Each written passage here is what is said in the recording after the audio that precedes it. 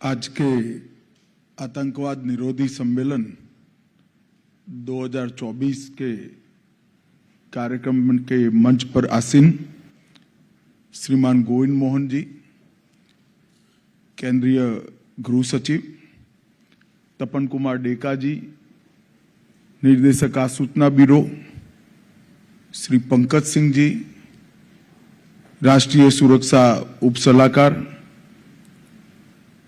हम सब जिनके निमंत्रण पर आए हैं, श्री सदानंद दाते जी, महानिर्देशक एनआईए, श्री प्रवीण वशिष्ठ जी, विशेष कार्यकारी अधिकारी गृह मंत्रालय, राकेश अग्रवाल जी,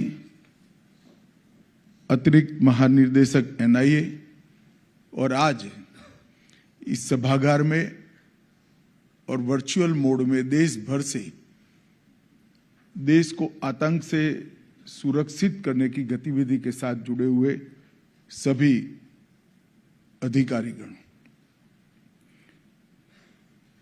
सबसे पहले तो मैं एनआईए के पूरी टीम को और विशेषकर दाते जी को बहुत बहुत बधाई और साधुवाद देना चाहता हूं, क्योंकि गत सम्मेलन और ये सम्मेलन के बीच के समय में जितने भी बिंदु तय हुए थे वो सभी का 100% क्रियान्वयन करने का काम एनआईए ने किया है।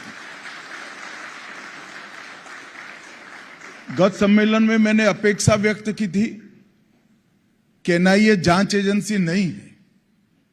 एनआईए के तत्वाधान में देश भर की आतंकवाद विरोधी गतिविधियों का संकलन होना चाहिए, संवर्धन होना चाहिए, कानूनों की समझ, अभियोजन को बहुत सटीक तरीके से कोर्ट के सामने अपना पक्ष रखना और जेल तक आतंकवाद निरोधी तंत्र को मजबूत करने का काम एनआईए का है। ये 1 वर्ष के कार्यकाल के अंदर बहुत अच्छा काम हुआ है और मैं फिर से एक बार एनआईए की पूरी टीम को बहुत बहुत बधाई और साधुवाद देता हूं। आज 11 पदक विजेताओं को भी यहां सम्मानित किया गया है। पहले जब मैं कभी व्यवस्था में नहीं रहा तब मुझे किसी का सम्मान होता था, पदक मिलता था तो एक फॉर्मेलिटी लगती थी, मगर राज्य में गृह मंत्री बना, देश में गृह मंत्री बना, और जब अधिकारियों के कठिन परिश्रम को और उनकी शिद्दत को देखता हूं तब मुझे लगता है पदक देने की प्रक्रिया कहीं न कहीं बहुत छोटी है इनके परिश्रम के आधार पर। ये मैं 11 के 11 अधिकारियों को बहुत बहुत बधाई और साधुवाद देना चाहता हूं। आजादी के 75 साल समाप्त हो गए। देश की सुरक्षा को बनाकर रखने के लिए अब तक 36,468 पुलिस कर्मियों ने देश की आंतरिक सुरक्षा और सीमाओं की सुरक्षा को बनाए रखने के लिए अपना बलिदान दिया है। वो सभी को मैं मनपूर्वक आज सर्वोच्च बलिदान देने के इनके जज्बे को बहुत मनपूर्वक श्रद्धांजलि देना चाहता हूं और उनके परिवारजनों का भी धन्यवाद देश की ओर से करना चाहता हूं। आप सभी जानते हैं कि 2019 से और पहले 2014 से ये 10 साल के अंदर मोदी जी के देश के प्रधानमंत्री बनने के बाद आतंकवाद के खिलाफ एक ठोस रणनीति लेकर भारत सरकार चली है। मोदी जी का एक घोष वाक्य जीरो टॉलरेंस अगेंस्ट टेररिज्म, ये न केवल भारत, समग्र विश्व ने आज स्वीकार किया है। और ये 10 साल के अंदर भारत के अंदर टेररिज्म के खिलाफ लड़ने की एक मजबूत इकोसिस्टम खड़ी हुई। हालांकि बहुत कुछ करना बाकी है, परंतु 10 साल के काम का विहंगावलोकन करें तो संतोषजनक चित्र इस 10 साल में हमारे सामने खड़ा हुआ है। इस पर मैं बाद में बात करूंगा, परंतु इस प्रकार की कॉन्फ्रेंस बहुत उपयोगी है, क्योंकि हम सभी जानते हैं कि हमारे देश के संविधान ने लॉ एंड ऑर्डर को एक प्रकार से राज्यों का अधिकार माना है, राज्यों का मुद्दा माना है। लॉ एंड ऑर्डर राज्यों का अधिकार हो, मुद्दा हो, वो बहुत उचित निर्णय है और इसकी सराहना जितनी कम की जाए इतनी कम है, क्योंकि इतने बड़े देश में कानून और व्यवस्था सेंटर नहीं संभाल सकता। परंतु जहां तक आतंकवाद से निपटने का सवाल है, राज्यों की अपनी सीमाएं हैं, राज्यों की भौगोलिक सीमाएं भी हैं, संवैधानिक सीमाएं भी है, और आतंकवाद और आतंकवादियों की कोई सीमा नहीं है। वो अंतर्राज्यीय भी षड्यंत्र करते हैं, अंतर्राष्ट्रीय भी षड्यंत्र करते हैं, और इसके खिलाफ अगर हमें सटीक तरीके से अपनी रणनीति बनानी है तो एनआईए का उपयोग कर इस प्रकार के सम्मेलनों से आतंकवाद को, नारकोटिक्स को, हवाला के काम को और कई प्रकार की अनेक गतिविधि जो देश की न केवल सीमा, अर्थतंत्र और कई प्रकार की सुरक्षाओं को खतरे में डालती है, इसके खिलाफ मजबूत लड़ने का तंत्र बनाना है। तो इसका एकमात्र रास्ता आज के जैसा सम्मेलन है। और ये 2 दिन के सम्मेलन में अभी प्रेजेंटेशन में दिखाया अनेक विषय लिए गए हैं। मैंने भी 1 महीने से इनकी तैयारी को बारीकी से देखा है और मुझे भरोसा है कि ये सम्मेलन सिर्फ चर्चा का प्लेटफॉर्म नहीं बनेगा।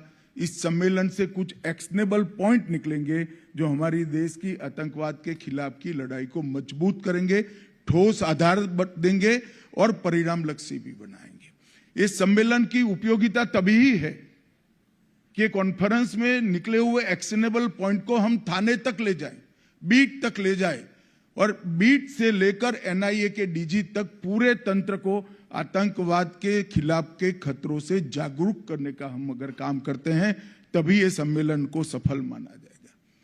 मित्रों, आप सभी जानते हैं और अब पूरा देश और दुनिया भी मान रही है, मोदी जी के आने के बाद आतंकवाद के खिलाफ ढेर सारा काम हुआ है। आतंकवाद के खिलाफ लड़ाई का मतलब ये नहीं है कि कुछ षड्यंत्र को पकड़कर उसका पर्दाफाश कर दिया जाए। आतंकवाद के खिलाफ लड़ाई का मतलब है आतंकवाद के खिलाफ लड़ने वाली एजेंसियों के हाथ कानूनी रूप से मजबूत किया जाए, एक ऐसी इकोसिस्टम बनाई जाए जिसके आधार पर आतंकवाद के खिलाफ की लड़ाई हमारी मजबूत हो। और मैं आज आप सभी को बताना चाहता हूं, क्योंकि पिसमिल होते जाता है, हम लोग इसको एक पेपर पर रखकर जब देखते हैं तभी मालूम पड़ता है कि कितना विराट काम ये 10 साल के हुआ है। 2 अगस्त 2019 को हमने एनआईए एक्ट में संशोधन किया, जिसमें नए अपराध भी जोड़े और एक्स्ट्रा टेरिटोरियल क्षेत्राधिकार भी दिया। एनआईए अब विदेश में भी जांच कर सकती है। यूएपीए में भी 14 अगस्त 2019 को संशोधन किया और संपत्ति जब्त करने का अधिकार दिया और व्यक्ति को और संगठन को आतंकवादी घोषित करने का अधिकार भी हमने यूएपीए के तहत दिया, जिसका बहुत संयमित परंतु सटीक उपयोग ये 5 साल में हमारे तंत्र ने किया है। हमने गृह मंत्रालय द्वारा डी रेडिकलाइजेशन के प्रयासों का समन्वय किया गया। विभिन्न मंत्रालयों ने भी अपनी रणनीति तैयार की और एक संस्थागत तंत्र स्थापना करने का काम भारत सरकार के गृह विभाग ने 5 साल के अंदर करा है।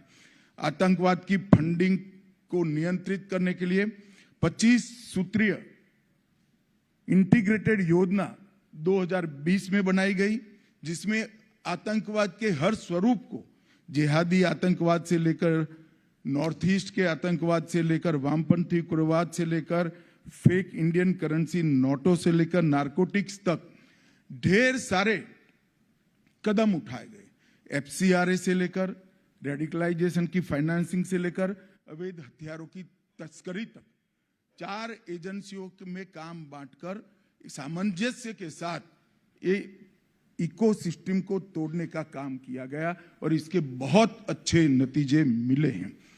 मल्टी एजेंसी सेंटर मैक की वर्किंग को रिवैम्प किया गया। मल्टी एजेंसी सेंटर का 2022 का जो ऑर्डर निकला है, इसके अंदर न केवल मैक के दायरे को बढ़ाया गया, इसको साइबर सुरक्षा, narco terrorism, gun running, organise crime network और उभरते हुए कट्टरवादी हॉटस्पॉट, इसकी एक कंटिन्यूअस मॉनिटरिंग की एसओपी भी बनाई गई, जिसके परिणाम स्वरूप ढेर सारे गुनाहों को हम होने से पहले रोकने में सफल हुए हैं। और जब मीडिया के मित्र भी खड़े हैं, मैं उनको हमारे अधिकारियों की ओर से एक बात बताना चाहता हूं कि जब कहीं पर 1 किलो आरडीएक्स पकड़ा जाता है तो 2 कॉलम भी इसको समाचार नहीं मिलता है, प्रसिद्धि नहीं मिलती है, मगर 1 किलो आरडीएक्स का बम बनकर अगर धमाका होता है तो दिनों तक आप रिपोर्टिंग कर रहे हैं। जो अभी मैक का दायरा बढ़ाया गया, इसके कारण ढेर सारे गुनाहों को होने से पहले रोकने में हमने सफलता करी। नेशनल मेमोरी बैंक को स्थापित किया गया और उसको प्रभावी रूप से लागू करने के लिए काम किया गया। इंफॉर्मेशन के आधार पर एक सेंट्रल डेटाबेस की रचना भी की गई। कई सारे डेटाबेस राष्ट्रीय स्तर पर बनाए गए हैं, मैं बाद में इसकी बात करता हूं, जिसके उपयोग से हम नीचे तक आतंकवाद को मूल से उखाड़ फेंकने के लिए हमारे प्रयासों को फायदा हो सकता है। एसपीजी एक्ट में भी सुधार किया, आर्म्स एक्ट में भी सुधार किया, वेपन मैन्युफैक्चरिंग सेक्टर में प्राइवेट सेक्टर को तो जरूर खोला, परंतु इसके सुरक्षा के सारे नियमों को चौक चौबंद किया गया।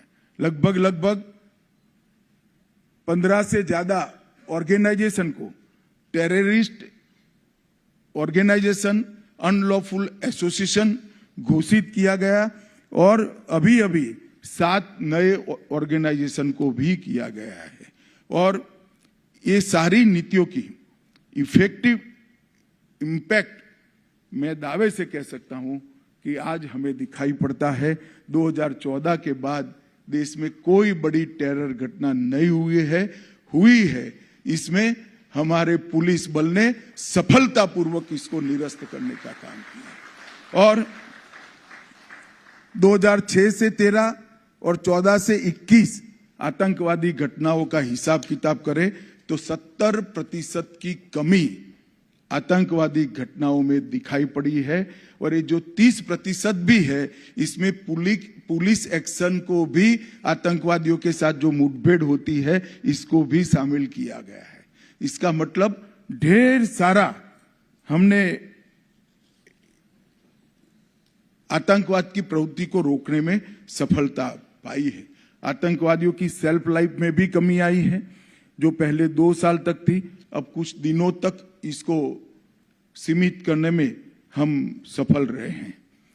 आज इस सम्मेलन में 21 राज्यों के पुलिस प्रमुख हैं और सभी राज्यों के आला अधिकारी शामिल हुए हैं। हमने ये 5 साल के अंदर ढेर सारे डेटाबेस को क्रियान्वयन किया है। नेटग्रिड एक केंद्रीकृत डेटा एक्सेस सॉल्यूशन है। नेटग्रिड का उपयोग करने के लिए एसपी तक एक कार्य संस्कृति का विकास होना चाहिए। जब तक नेटग्रिड के डेटा के उपयोग की कार्य संस्कृति विकसित नहीं होती है, नेटग्रिड का डेटा कोई काम नहीं है, वो एक इलेक्ट्रॉनिक कपबोर्ड है। मैं चाहूंगा कि ये इलेक्ट्रॉनिक कपबोर्ड में डेटा की जो ज्वेलरी है वो आपके थाने तक पहुंचे, आपके एसपी तक पहुंचे, इसलिए आप सबने काम करना पड़ेगा। एनआईए ने एनटीडीएफएसी का डेटा बनाया है, राष्ट्रीय आतंकवाद का डेटा और उसका विश्लेषण केंद्र बनाया है। अभी वो बनने की प्रक्रिया में है, परंतु इसको समृद्ध करने का काम आपको करना चाहिए। एंटी टेरर डेटाबेस भी बन चुका है। निदान के द्वारा नार्को अपराधियों का डेटा बन चुका है। नफीस के अंदर 3 करोड़ से ज्यादा फिंगरप्रिंट का डेटा जो उपलब्ध है, जो आपके पुलिस स्टेशन से एक्सेस इसको मिल सकता है। एनकोड नारकोटिक्स के समन्वय मैकेनिज्म का हमने एक प्लेटफॉर्म बना दिया है और मानस एक हेल्पलाइन भी बनाई है नारकोटिक्स के रोकथाम के लिए। ये सारे डेटाबेस उपयोग कर कर इस साइलो में पड़े डेटाबेस को एआई का उपयोग कर कर इसके एनालिसिस और उपयोग के लिए भी अब एनआईए इनिशिएटिव ले रही है। परंतु मेरा सभी राज्यों के पुलिस प्रमुखों को आग्रह है और विनंती भी है कि आपके सभी स्तंभ की ट्रेनिंग में ये डेटा के उपयोग को हिस्सा बनाइए। अमित गर्ग जी यहाँ बैठे हैं। हम राष्ट्रीय अकादमी में तो अब बनने वाले सभी एसपी को इसका ढंग से प्रशिक्षण देंगे, परंतु जब तक डीवाईएसपी, पीआई, पीएसआई इस सबको भी ये डेटाबेस के उपयोग का महत्व नहीं समझाएंगे, मैं नहीं मानता इसका उपयोग हो पाएगा। तो मैं चाहता हूं कि इसका उपयोग ज्यादा हो और मैं एनआईए को भी कहना चाहूंगा कि क्वेरी बेस्ड एक्सेस के माध्यम से ये डेटा को नीचे पहुंचाने में आपने भी कोई तंत्र को समन्वयित करना चाहिए और तंत्र की रचना करनी चाहिए। रैंसमवेयर, मेलवेयर, ये सब से ये डेटा की सुरक्षा की जिम्मेदारी भी एनआईए ने ही लेनी पड़ेगी। नेशनल क्राइम रिकॉर्ड ब्यूरो ने ठीक प्रकार से व्यवस्था की है, परंतु एनआईए का दायित्व है कि जितने भी डेटा की चोरी के मामले दुनिया भर में आते हैं, इसका एनालिसिस कर कर टाइम टू टाइम अपनी सुरक्षा को अपग्रेड करना चाहिए। एनआईए एक्ट में हमने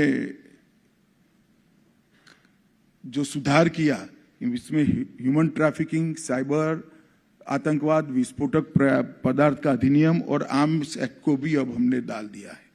और इस सब का नतीजा अगर हम देखें तो देश में तीनों सेक्टर जो हमारे लिए नासूर बनकर खड़े थे, चाहे कश्मीर हो, चाहे नॉर्थ ईस्ट हो, चाहे वामपंथी उग्रवाद हो, तीनों जगह पे उग्रवादी घटनाओं पर एक मजबूत स्थिति, कंट्रोल हमारी सुरक्षा एजेंसियों ने प्राप्त किया है। वो हम सब के लिए संतोष का विषय है, मगर इसको और आगे ले जाना है। आज एक विषय आपके सम्मेलन में, 2 दिन के सम्मेलन में है, इसमें यूएपीए के मामले में किस प्रकार से जांच हो और किस प्रकार से प्रोसिक्यूशन की कार्यवाही हो। मैं इसलिए उदाहरण देना चाहता हूं कि एनआईए भी यूएपीए का ही उपयोग करता है। एनआईए ने 632 मामले दर्ज किए और इसमें से 498 में लगभग 500 में आरोप पत्र दायर कर चुके हैं और 95% से ज्यादा दोष सिद्धि का दर है। अगर ये एनआईए कर सकता है तो स्टेट पुलिस क्यों नहीं कर सकती? जहां पर भी यूएपीए लगाने की जरूरत है वहां निसंकोच लगाना चाहिए, और जहां यूएपीए लगाए वहां आपकी सुपरवाइजरी अथॉरिटी की जिम्मेदारी है कि इसकी जांच एनआईए के तर्ज पर ही हो। इसलिए मेरा आग्रह था, और अभी अभी एक एसओपी, इसकी पूरी एक बहुत अच्छा बुकलेट मैंने डिटेल में देखा भी है, सदानंद जी मुझे 20-25 दिन पहले देकर गए थे। एक बहुत अच्छी एसओपी की बुकलेट यहां से जारी की है, तो मैं मानता हूं कि इसका उपयोग करना हर राज्य पुलिस ने अपनी कार्य संस्कृति में डालना चाहिए। मित्रों, टेक्निक का उपयोग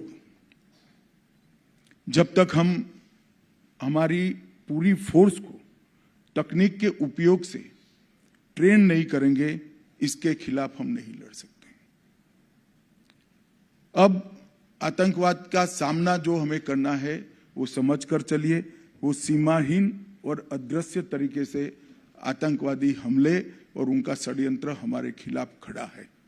अगर इसका हमें सटीक सामना करना है तो उच्चतम टेक्नोलॉजी से हमारे युवा अफसरों को लैस करना पड़ेगा, उनकी ट्रेनिंग करनी पड़ेगी, और उसको भी हमने आने वाले दिनों में ट्रेनिंग का एक अहम हिस्सा बनाना चाहिए। कई सारे राज्यों ने बनाया है, मगर जिस स्तर की ट्रेनिंग चाहिए उस स्तर की ट्रेनिंग नहीं है। कम से कम डीवाईएसपी को तो 100% तकनीक से लैस कर ही फोर्स के अंदर इंक्लूड करना चाहिए। और मैं सभी राज्यों को ये कहना भी चाहता हूं, अगर आप इसमें मदद की जरूरत है तो हैदराबाद की एकेडमी भी आपको मदद कर सकती है। टेररिज्म, टेररिस्ट और टेररिज्म के इकोसिस्टम के लड़ने के लिए गृह मंत्रालय ने जो प्रोएक्टिव अप्रोच बनाया है, उसमें हम एक अगला कदम लेकर आ रहे हैं। कुछ ही महीनों में national counter terrorism policy and strategy लेकर हम आएंगे, जिसमें आप सबकी भूमिका अहम होगी। भारत सरकार का गृह मंत्रालय पॉलिसी एंड स्ट्रेटेजी का दस्तावेज बना सकता है, इसमें हमें अपनी भूमिका का निर्वहन भी कर सकता है, परंतु जैसा मैंने कहा कि पुलिस राज्य का सब्जेक्ट है, लड़ना तो राज्य की पुलिस ने ही पड़ेगा। सारी एजेंसी आपके सपोर्ट में रहेगी, सूचना देने से लेकर एक्शन लेने तक। परंतु जब तक एक ऐसा ग्रुप नहीं बनेगा राज्य के अंदर जो टेररिज्म के खिलाफ जीरो टॉलरेंस का मूड रखता हो, तब तक ये सफल नहीं हो सकता। कुछ ही दिनों में national counter terrorism policy and strategy लेकर आएंगे और टेररिज्म से जुड़े हुए कई मुद्दों के समाधान के लिए मैक प्लेटफॉर्म पर फोकस ग्रुप मीटिंग और स्टैंडिंग फोकस ग्रुप का भी हमने गठन कर दिया है, जो 365 डे 24 आवर इस विषय को लेकर फोकस तरीके से काम करते हैं। मैं आज 3 आपराधिक कानूनों पर भी आपको बात करना चाहता हूं, क्योंकि राज्य के बहुत सारे पुलिस प्रमुख यहां पर है और बाकी लोग ऑनलाइन जुड़े हुए हैं। ये 3 आपराधिक कानून जो हम नए लेकर आए हैं, वो हमारी आपराधिक न्यायिक प्रणालिका के अंदर आमूलचूर परिवर्तन के लिए, और हम हमारी आपराधिक न्यायिक प्रणाली का उद्देश्य में ही बदलाव करें। अंग्रेजों ने जो कानून बनाए थे, इनके राज्य की रक्षा के लिए थे, सरकारी तंत्र की रक्षा के लिए थे, सरकारी अफसरों की रक्षा के लिए थे। हम जो कानून लेकर आए हैं, वो कानून नागरिक के अधिकारों की रक्षा और संविधान दत्त अधिकार जो उसको मिला है, इसके क्रियान्वयन के लिए, इनकी संपत्ति की सुरक्षा, इसके सम्मान की सुरक्षा, ये हमारा दायित्व है। तो तीनों कानून के लिए सभी राज्य के पुलिस विभागों ने बहुत अच्छा काम किया है, मगर मेरा अभी भी आग्रह है कि लेटर एंड स्पिरिट में इसको लागू करने का काम को और स्पीडी किया जाए, जुडिशियरी के साथ भी समन्वय किया जाए, जेल को भी अपग्रेड करनी पड़ेगी। एफएसएल का जो हमने प्रावधान किया है, इसको सफल करना है तो मैन पावर के लिए आपने अपनी राज्य सरकारों से बात कर उचित मैन पावर की प्राप्ति करनी पड़ेगी, तभी जाकर अपराधियों को सजा दे पाएंगे, और जिस पर अपराध नहीं है वो लोगों को समय पर रिहा करेगा। मैं आज आप सभी को कहना चाहता हूं, गृह सचिव अभी कोऑर्डिनेट कर रहे हैं, इसके अंदर एक प्रावधान है कि एक निश्चित मात्रा में ट्रायल के तहत कोई जेल में रहता है तो उसको अपने आप बेल देने का एक प्रावधान है। 26 नवंबर हमारा संविधान दिवस है। मेरा आप सबसे विनती है, इसके पहले नए कानून के तहत जिसको बेल का अधिकार है, जिसको बाहर जाने का अधिकार है, वो सभी का हम एक अभियान चलाकर बेल करा दें। हमारे गृह सचिव जी आपके साथ इसको कोऑर्डिनेट कर रहे हैं। तो इसके अंदर तकनीक को बहुत प्राधान्य दिया गया है।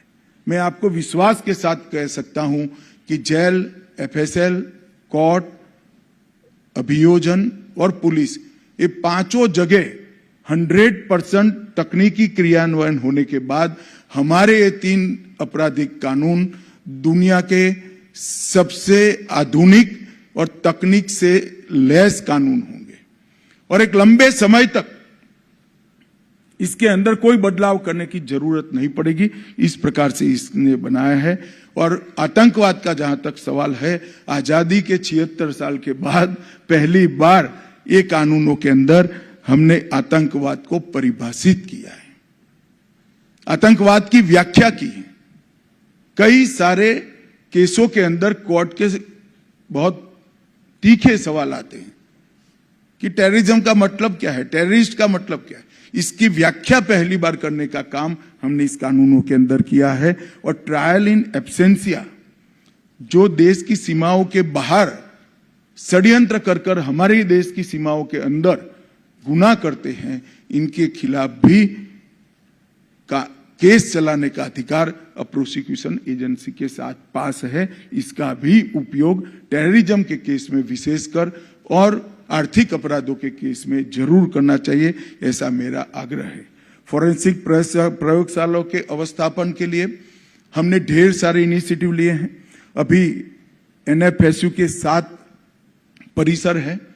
अगले 2 साल में 9 नए परिसर हम शुरू कर देंगे। केंद्रीय फॉरेंसिक प्रयोगशालाएं CSFL अभी 7 है और 7 चालू कर देंगे और आने वाले दिनों में राज्य की प्रयोगशाला को अपग्रेड करने के लिए भी भारत सरकार कोई योजना लेकर आएगी। 3 साल के बाद इस देश में हर साल लगभग 35,000 के आसपास फॉरेंसिक साइंस के अलग अलग प्रकार की ट्रेनिंग लिए हुए ग्रेजुएट, डबल ग्रेजुएट और डिप्लोमा होल्डर बाहर निकाल पाए। इस प्रकार का शिक्षा का व्यवस्था भारत सरकार ने ऑलरेडी कर दिया है। आतंकवाद विरोधी अभियान के लिए हमने होल ऑफ गवर्नमेंट अप्रोच को भी लेना पड़ेगा, सबको एक साथ लेना पड़ेगा और एक एकीकृत एंटी टेरर इकोसिस्टम बनानी पड़ेगी। और इसलिए यहां से हमने एक मॉडल ATS स्ट्रक्चर को परिपत्रित किया है, मॉडल STF स्ट्रक्चर को भी परिपत्रित किया है, मानक प्रशिक्षण मॉड्यूल को भी परिपत्रित किया है और अब आज SOP भी बनाकर आप लोगों को दी जा रही है। ये मॉडल ATS स्ट्रक्चर को आपके राज्य के जरूरियातों के अनुसार जो उचित बदलाव लगे वो कर जरूर इस पर कार्यवाही करनी चाहिए। Model ATS structure, model STF structure और प्रशिक्षण का मॉड्यूल, ये तीनों अगर सभी राज्य कर लेते हैं तो पूरे देश में आतंकवाद के खिलाफ लड़ने की एक मजबूत इकोसिस्टम हम खड़ी करेंगे, जिसके आधार पर कोई भी चुनौती आए हमें आगे बढ़ना है। एक बात आप समझ लीजिए, मोदी जी ने तय किया है और इनके साथ देश के 140 करोड़ की जनता ने तय किया है कि भारत अब रुक नहीं सकता। भारत 2047 में हर क्षेत्र में दुनिया में सबसे प्रथम होगा और विकसित भारत 2047 में बनेगा। अगर ये करना है, इसके लिए हमें सुरक्षा को सुनिश्चित करना पड़ेगा और आने वाली सभी हमारे सामने जितनी चैलेंजेस हैं, इसका जवाब हमारे साथ होना चाहिए, हमारे पास होना चाहिए।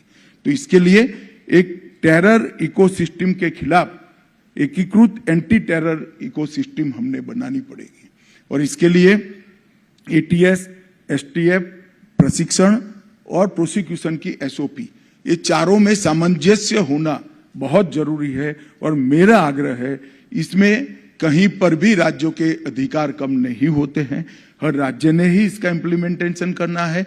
राज्य की भौगोलिक स्थिति और जरूरियातों को देखकर इसमें आप बदलाव भी कर सकते हैं, मगर एक कम से कम कॉमन स्ट्रक्चर बने, इसको करना चाहिए। और मैं चाहूंगा कि NIA ये एक रूपता लाने के काम में समन्वय करे और सभी राज्य की पुलिसों को सहायता करें। राज्यों की बेस्ट प्रैक्टिस का मानकीकरण करने के लिए भी NIA ने शुरुआत की है, मगर एक स्ट्रक्चर्ड प्रोग्राम इसका बनाना चाहिए और राज्य के अच्छे अफसरों के हौसला अफजाई के लिए भी करना चाहिए। ये करने से एक संयुक्त मोर्चा हम टेररिज्म के खिलाफ खड़ा कर पाएंगे, ऐसा मुझे लगता है।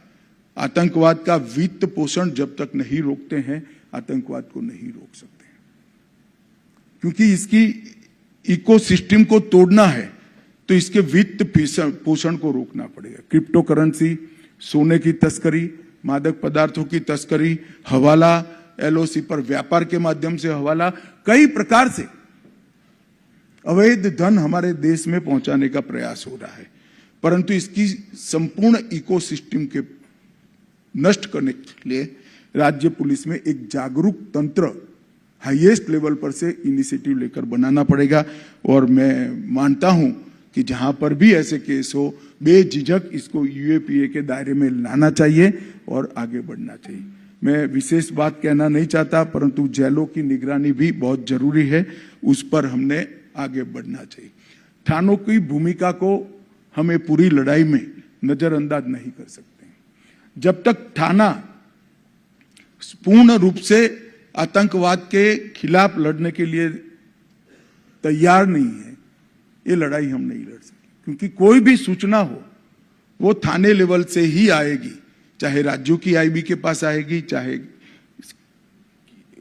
भारत सरकार की आईबी के पास आएगी। सूचना वहीं से आनी है और वहां एक विशेष दृष्टि हमने निर्मित करनी पड़ेगी। इसके लिए थानों के अधिकारियों को खुफिया जानकारी एकत्रित करना, लक्षित जांच करना और समुदायों के बीच में जो तनाव पैदा करने के मामले उसको भी सजग दृष्टि से देखना, ये आज सूचना संकलन के लिए भी राज्य के प्रमुखों ने एक एसओपी बनानी चाहिए अपने अपने राज्य के हिसाब से और आगे बढ़ना चाहिए।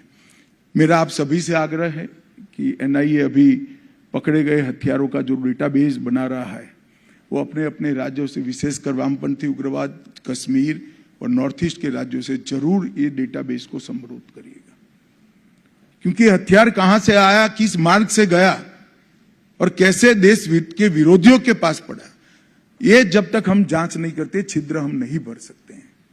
इसलिए ये डेटा को समृद्ध करना आपकी जिम्मेदारी है और डेटा के माध्यम से आपके राज्य में जो छिद्र है, जो चैनल है हथियार पहुंचाने का, इसको भी पकड़ना, ये भी आपका काम है। साइबर सुरक्षा के लिए बहुत सारी बातें कई प्लेटफॉर्म पर हुई है, मगर I4C का बहुत फायदा उठाना चाहिए और 1930 पोर्टल जो है उसको आपके यहाँ व्यवस्था को चौक चौबंद भी करना चाहिए और वो नंबर को हमने पॉपुलर करने का भी काम करना चाहिए। प्रधानमंत्री जी ने 10 point global anti terror plan पूरे विश्व को दिया है और अभी प्रेजेंटेशन में आपने देखा FATF ने भारत में इसके क्रियान्वयन के लिए संतोष व्यक्त किया है और यहाँ पर कई सारी जो अंतर्राष्ट्रीय आतंकवाद को रोकने के लिए मीटिंगें हुई, इंटरपोल की general assembly, no money for terror, United Nation security council counter terrorism और G20 में भी चर्चा हुई। इस सब में प्रधानमंत्री जी के 10 पॉइंट के ग्लोबल एंटी टेरर प्लान को सबने सराहा है। मित्रों, मैं आज फिर से कहना चाहता हूं कि टेररिज्म तभी समाप्त हो सकता है, हम इसके खिलाफ पूरी शिद्दत के साथ, कम से कम नुकसान के साथ तभी लड़ सकते हैं जब थाना से लेकर राज्य के पुलिस प्रमुख तक पूरी हमारी पुलिस की व्यवस्था इसके लिए जागरूकता लाए और एक साथ काम करे और ये करने की जिम्मेदारी आपकी है। मैं फिर से कई बार कह चुका हूं आप लोगों के सामने, मगर अंत में फिर से एक मैं बात कहना चाहता हूं। 2 चीजों पर मेरा आग्रह है। मैक के प्लेटफॉर्म में जितनी हो सके उतनी ज्यादा इंफॉर्मेशन साझा कीजिए और आपके अप्रोच के अंदर बहुत पुराने समय में नीड टू नो का जो एक ध्रुव वाक्य बन गया है, इसको बदलकर नीड टू शेयर और इसको आगे ले जाकर ड्यूटी टू शेयर तक ले जाइए। अब इंफॉर्मेशन छुपाने से इतने बड़े देश में टेररिज्म के खिलाफ हम नहीं लड़ सकते, क्योंकि आपके पास जो इंफॉर्मेशन है इसके कई डायमेंशन होंगे जो शायद आपको मालूम नहीं है। अगर आप मैक के प्लेटफॉर्म पर एनआईए को साझा करेंगे तो ये सभी डायमेंशन को अप्रिशिएट कर कर वो इंफॉर्मेशन पर कार्यवाही करने के लिए अंततोगतो आपके पास ही सूचना आएगी। परंतु मेरा आप सभी से विनंती है कि एक साझा लड़ाई को हम अपनी लड़ाई समझे। कोई राज्य टेररिज्म से बच नहीं सकता जब तक हम ये लड़ाई को साझा लड़ाई समझकर न चले। मुझे पूरा विश्वास है मोदी जी के नेतृत्व में भारत सरकार का गृह मंत्रालय एक मजबूत संकल्प के साथ इस देश में टेररिज्म के खिलाफ लड़ने का एक इकोसिस्टम भी बनाएगा, परिणाम भी लाएंगे और सफल भी होंगे। मैं फिर से एक बार नेशनल काउंटर टेररिज्म पॉलिसी जो हमारी आएगी, इसका ध्यान से अध्ययन कर क्रियान्वयन आप सबको करना है। अगले साल जब मिले इसके पहले इसका संपूर्ण क्रियान्वयन का रिपोर्ट यहाँ एनआईए हमें दे, ऐसा मेरा आप सभी से आग्रह है, विनंती भी है। और आप सब ने अब तक जो ये 10 साल के अंदर एक बड़ी लड़ाई लड़ी है, इसलिए आप सभी का अभिनंदन, साधुवाद और आने वाले दिनों के लिए ढेर सारी शुभकामनाएं। वंदे मातरम।